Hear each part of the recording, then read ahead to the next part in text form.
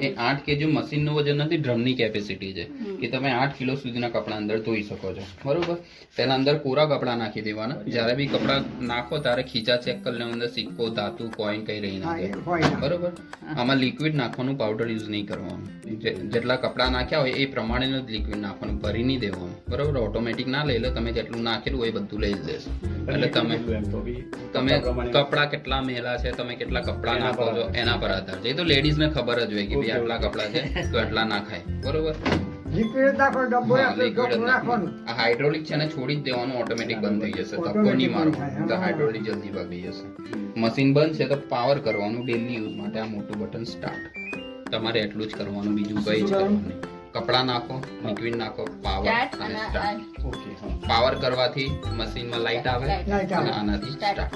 આ બે બટન જ યુઝ કરવાનું, ત્રીજું કોઈ બટન દબાવવાનું. કપડા કદાચ ટાઈમિંગમાં એવું કશું હોય એના જાતે જ ટાઈમિંગ લેશે. તમે જેટલા કપડા નાખ્યા હશે એ પ્રમાણે સેન્સ કરીને તમને અહીંયા ટાઈમિંગ આપી દેશે.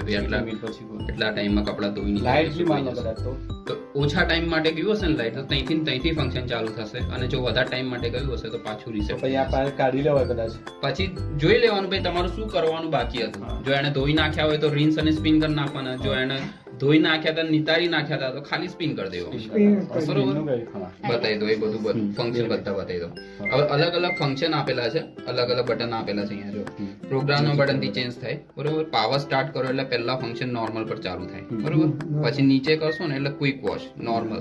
બરાબર. ઓછા કપડા, મેલા કપડા હોય ને એ ક્વિક વોશમાં ઝડપી ધોવાય છે. બરોબર.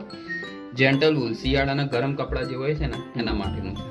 પછી છે સ્ટ્રોંગ જીન્સના કપડા આવે છે. પછી છે પ્રી વોશ નોર્મલ, વધારે મેલા કપડા હોય ને તો આમાં બી ધોઈ શકો છો. કપડાને ધોતા પહેલા પ્રી વોશ કરે. રિન્સ પ્લસ એટલે એક્સ્ટ્રા વખત નિતારવા માટેનું. એક્વારિઝોમાં અમુક વાર બહુ વધારે મેલા કપડા તો શું કરીએ આપણે, કપડાને બોડી રાખીએ. એવી રીતના આમાં ખાલી કપડાને બોડી રાખશે. આ છે ટપ ક્લીન, મોસ્ટ ઇમ્પોર્ટન્ટ ફંક્શન.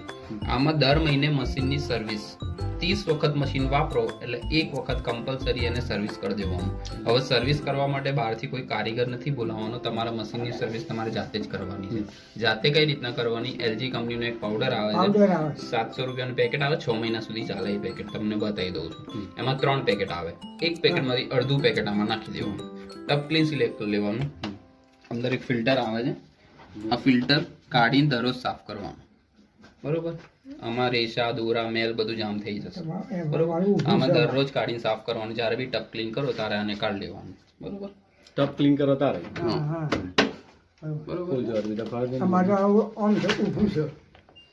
અને હવે વોટર લેવલ છે એમાં છેડવાની જરૂર નથી, ઓટોમેટિક મશીન છે એના જાતે જ બધું થશે. પ્રોસેસ